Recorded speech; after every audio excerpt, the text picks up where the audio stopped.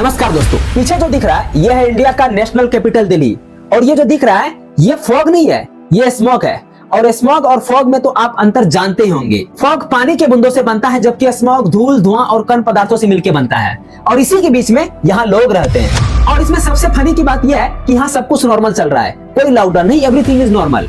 और इन्हीं बिल्डिंगों के बीच में बहुत सारे ऐसे इन्वेस्टर्स होंगे जो 4-4 करोड़ 5-5 करोड़ में बिल्डिंग खरीदे होंगे। बट क्या फायदा आपके उस 5 करोड़ का प्रॉपर्टी का, यदि कोई बाहर से उसे देख नहीं सकता है और आप अंदर में उसमें सांस नहीं ले सकते हो। इस टाइम पे यानी कि 23 नवंबर 2024 को जब मैं ये वीडियो रिकॉर्ड कर रहा हूँ, इस टाइम पे दिल्ली एनसीआर का हालत यह है कि सभी स्कूल और कॉलेज बंद कर दी गई है और सबको ऑनलाइन क्लास करने को कही गई है। जो भी गवर्नमेंट ऑफिसर और कॉर्पोरेट ऑफिसर है सभी ऑनलाइन ऑपरेट कर रहे हैं। लोग यहाँ मास्क पहन रहे हैं, लोग अपने घर से बाहर नहीं आ रहे हैं क्योंकि सभी को जान का खतरा है। अब इतना सब कुछ जानने के बाद ये सब कुछ आपको जाना पहचाना नहीं लग रहा है? जी हाँ, कोविड का टाइम। बस फर्क इतना है कि कोविड के टाइम में लॉकडाउन था और अभी लॉकडाउन नहीं है। AQI एयर क्वालिटी इंडेक्स जो कि 50 से नीचे होना चाहिए, विच इज कंसीडर गुड। और खराब हालत में 51 से 100 होना चाहिए, जिसमें कि माइनर ब्रीदिंग डिस्कम्फर्ट है। और बहुत खराब हालत में 100 से 150 होना चाहिए, जो कि अनहेल्दी है सेंसिटिव ग्रुप के लिए, और खासकर जिन्हें रेस्पिरेटरी डिजीज है। इस स्केल में मापने की जो सबसे हाई पैरामीटर है वो है 3 से 1 से 500। और जब कभी एयर क्वालिटी इंडेक्स यहाँ पहुंच जाए तो इसे हैजर्ड्स एयर क्वालिटी कहते हैं, जो कि सबसे खतरनाक है। और सबसे हैरानी की बात पता है क्या है? AQI 200, 400, 600, 800 नहीं बल्कि 1600 पहुंच गई है। बहुत सारे ऐसे AQI मीटर होते हैं जो कि 999 के ऊपर रीडिंग नहीं देती है, क्योंकि बनाने वालों ने कभी ऐसा सोचा ही नहीं होगा कि कभी AQI भी 999 के ऊपर जा सकती है। पूरे नॉर्दर्न इंडिया में एक भी ऐसा शहर नहीं है कि जहाँ पे कि AQI 200 से नीचे मिलेगा। दिल्ली, पटना, कलकत्ता, मुंबई, लखनऊ सबका हालत ऐसा ही है। इंडियन विंटर की बात करें तो air quality is worse than summer. यहाँ देख सकते हैं पोस्ट मानसून का हालत।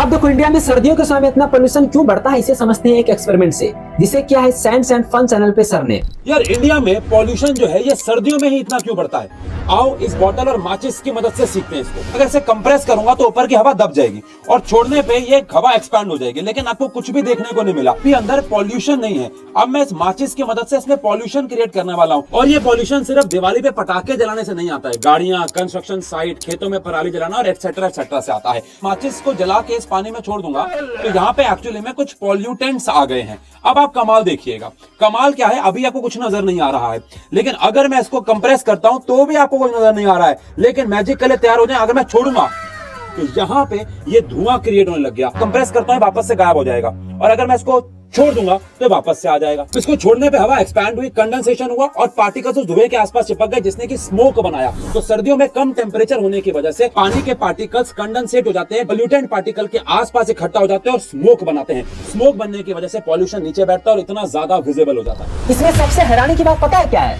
Pollution is the second leading cause of non communicable disease death after tobacco. अभी देने का हालत यह होगा कि लोग यहाँ सांस नहीं ले रहे हैं, मानो सिगरेट पीकर जिंदा रह रहे हैं। अब ये मैं इसलिए बोल रहा हूँ क्योंकि यहाँ के एयर में जो रह रहे हैं, यहाँ जो इतना पोल्यूशन है, इस पोल्यूशन में जो रह रहे हैं और यहाँ जो सांस ले रहे हैं, वे मानो पर डे 49 सिगरेट पी रहे हैं। हालात इतना खराब है कि छोटे छोटे बच्चे और लोगों को क्या परेशानियों को फेस करना पड़ता है, आप खुद ही सुनिए। काफी दिक्कत हो रही है, बहुत बीमारियां भी लग रही हैं लोगों को प्रदूषण की वजह से। बहुत पॉल्यूशन हुआ है। हम तो खुद सीनियर सिटीजन है, लेकिन छोटे छोटे हमारे पोता पोती है, उनको भी दिक्कत हो रहा है स्कूल जाने में। सांस फूलता है, मेरा खुद ही सांस फूल रहा है, आँख में जलन, नाक में जलन, गला में एकदम पूरा चुपचुपाहट हो रहा है। हालत आँखों में थोड़ी जलन लगती है बस, और थोड़े गले में दर्द रहता है। आप अनुमान इससे लगा सकते हैं कि यहाँ व्हीकल मूवमेंट बैन है और यहाँ कंस्ट्रक्शन वर्क भी बैन है। तो चलिए देखते हैं कि आखिर यहाँ इतना पोल्यूशन क्यों होता है। Vehicle, industrial smoke, construction, dust और अनह्यूमन एक्टिविटी तो फैक्टर है ही पोल्यूशन का, बट दिल्ली का लैंड लॉक ज्योग्राफिकल लोकेशन भी इसे अफेक्ट करता है। वेस्ट से आती हुई wind including wind coming from the Thar desert और एग्रीकल्चरल रीजन ऑफ पंजाब, ये भी दिल्ली के अंदर पोल्यूशन को बढ़ावा दे रहा है, क्योंकि ये गैस चैम्बर के रूप में बदल जाता है। पोल्यूशन में हम लोगों का आदत हो गया है कि 250-300 जब पोल्यूशन रहता है तो हमें लगता है ये तो चलता है, ये तो ऑन एवरेज है, हम इसे एक्सेप्ट कर चुके हैं। लेकिन ऐसा भी नहीं कि पोल्यूशन एकाएक आ गया, अभी आ गया, हम लोग पोल्यूशन में ही रहते हैं, इसे मानना पड़ेगा। और हम लोग अभी भी नहीं सुधरे तो हो सकता है अगले साल कांटा 2000 के पार होगा, हम लोग अपना ही रिकॉर्ड तोड़ने लग जाएंगे। अब जब बात ही हो रहा है तो हम लोग देखते हैं कि दुनिया के बाकी कंट्रीज के बाकी सिटीज का क्या हालत है। पेरिस का AQI 25 है, लंदन में AQI 23 है, सिंगापुर में भी 23, न्यूयॉर्क सिटी का AQI 13 है, टोक्यो में 69 है, ये थोड़ा मॉडरेट है। ऐसे AQI में नॉर्मल इंसान जीता है और हम लोग इतना बेशरम है कि हमें कोई फर्क नहीं पड़ता है। अगर दुनिया के बाकी किसी सिटीज में ऐसा होता ना तो 1600 तो छोड़ो, यदि 500 भी वहाँ पे पहुंच जाता AQI, तो मैं आपको बताता हूँ कि वहाँ पे अब तक क्या सब हो जाता। गवर्नमेंट सिटी में इवैक्यूएशन स्टार्ट कर देते, सिटी में नेशनल हेल्थ इमरजेंसी डिक्लेयर हो गई होती, वहां पे लॉकडाउन लग गए होते और सबसे महत्वपूर्ण उस देश का एयर पोल्यूशन सबसे बड़ा मुद्दा बन गया होता। बट अपना इंडिया में कहीं कुछ नहीं हो रहा है। और सबसे आयरॉनिक बात पता है क्या है, जितने की दुनिया के बाकी देशों का इमरजेंसी एक्यूआई लेवल है, वो तो अपने यहाँ के ज्यादातर शहरों का नॉर्मली एक्यूआई है। इससे भी घटिया बात पता है क्या है, इतना बुरा हालत होने के बाद भी चीजों को हम एक्सेप्ट करने को तैयार नहीं है।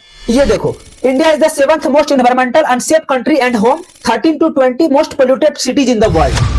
क्या ही बोलूं, बताओ। अभी भी अगर आप बोलोगे ना कि हालत खराब है, इतने पोल्यूशन में रहने के लायक नहीं है, तो सामने वाले आपको एंटी नेशनल बोल देंगे और बोलेंगे कि चले जाओ पाकिस्तान या किसी अन्य देश में। चीजों को हम एक्सेप्ट करने को तैयार ही नहीं हो रहे हैं। सिचुएशन इतनी गंभीर है कि यदि कोई इंसान दिल्ली जैसे शहर में रह रहा है तो वो अपने उम्र में से 12 वर्ष कम कर रहा है। यह तो वो चीज है जिसे डॉक्टर ने और साइंटिस्ट ने एस्टिमेट कर ली। हर सेकंड इतनी गंदी और इतनी टॉक्सिक हवा सूंघने से हमारे लंग्स पर क्या इफेक्ट पड़ रहा है, इसे हम एस्टिमेट कर सकते हैं। बट ओवरऑल हमारे बॉडी पर क्या इफेक्ट पड़ने वाला है, हमारे जेनेटिक कितने लॉस होने वाले हैं, हमारी पीढ़ियां कितनी बर्बाद होने वाले हैं, बच्चों के फ्यूचर पर क्या प्रभाव पड़ रहा है, इनका हमें जरा भी अंदाजा नहीं है। वे छोटे छोटे बच्चे जिनका शरीर अभी पूरी तरह से डेवलप भी नहीं हुआ, उनके नाजुक शरीर पर क्या इफेक्ट पड़ने वाला है, इनका हमें जरा भी अंदाजा नहीं है। पता है, इसके लिए मैं नेताओं पे ब्लेम नहीं करना चाहता, क्योंकि वे तो अपना काम कर रहे हैं। अब ये काम कैसे कर रहे हैं, देखो। इंडिया के नेता को अच्छी ढंग से पता है कि मुझे इलेक्शन जीतना है, और इलेक्शन जीतने के लिए ये सब चीज कोई मैटर नहीं करता कि मुझे एयर क्वालिटी सुधारनी है, लोगों को जॉब्स देनी है, बस डेवलपमेंट के नाम पर थोड़ा बहुत काम करनी है। और जब इलेक्शन आए, हिंदू मुसलमान लड़ाना है, और इलेक्शन के टाइम पे फ्री बीज बांटना है, इलेक्शन के टाइम पे फ्री का बिजली, फ्री का पानी, फ्री का मुर्गा और तो और फ्री का दारू बांट के हमें इलेक्शन जीत जाना है। तो क्या फायदा ये सारा काम करके, और ये काम तो उनके लिए है भी आसान। अभी भारत में लोगों का सिचुएशन ये है कि हम लोग ना अपना फंडामेंटल राइट भी भूल गए हैं। हम ये भी भूल गए कि क्लीन वाटर और क्लीन एयर हमारा फंडामेंटल राइट है। वजह यह है कि हमें अपना फंडामेंटल राइट समझना चाहिए, लेकिन हम लोग आज भी रिलीजन के नाम पे लड़ रहे हैं। पर भैया कब तक, क्या करोगे रिलीजन के नाम पे लड़के, जब सूंघने को सही ढंग का हवा नहीं मिल रहा, पीने को सही ढंग का पानी नहीं मिल रहा, और ये तो वो चीज है जो हमें गॉड से मुफ्त में मिला है। अब देखो, मैं भी ये मान के बैठा हूँ कि किसी को कोई फर्क नहीं पड़ता, सब कुछ एज इट इज चलता रहेगा। पर अगर इस देश का एक एक इंसान, मैं आप जो अभी इस समय इस वीडियो को देख रहे हो, सभी मिलकर के एक कदम उठाए तो जरूर एक बड़ा परिवर्तन हो सकता है। अब वो कैसे, चलिए देखते हैं। अब की जब इलेक्शन आए ना, तो अपना मुद्दा ये नहीं होना चाहिए कि हिंदू खतरे में है, मुसलमान खतरे में है, मंदिर तुड़वा दो, मस्जिद तुड़वा दो, बल्कि अपना मुद्दा ये होना चाहिए कि एयर पोल्यूशन कम करना, गंगा साफ करवाना, यमुना साफ करना, पेड़ लगाना और लगवाना, ये होना चाहिए अपना नेशनल इशू। ऐसे भी ये एक ऐसा इशू है जो तो पॉलिटिकल होना ही नहीं चाहिए। इसमें तो सभी पार्टीज और देश के सभी इंसान को जुड़ना चाहिए। देश के हर एक इंसान को समझना होगा और देश के हर एक इंसान को कदम उठाना होगा। बहुत बहुत धन्यवाद, आपने इस पूरा वीडियो को देखा। जल्द ही मिलते किसी अन्य वीडियो में, तब तक के लिए नमस्कार।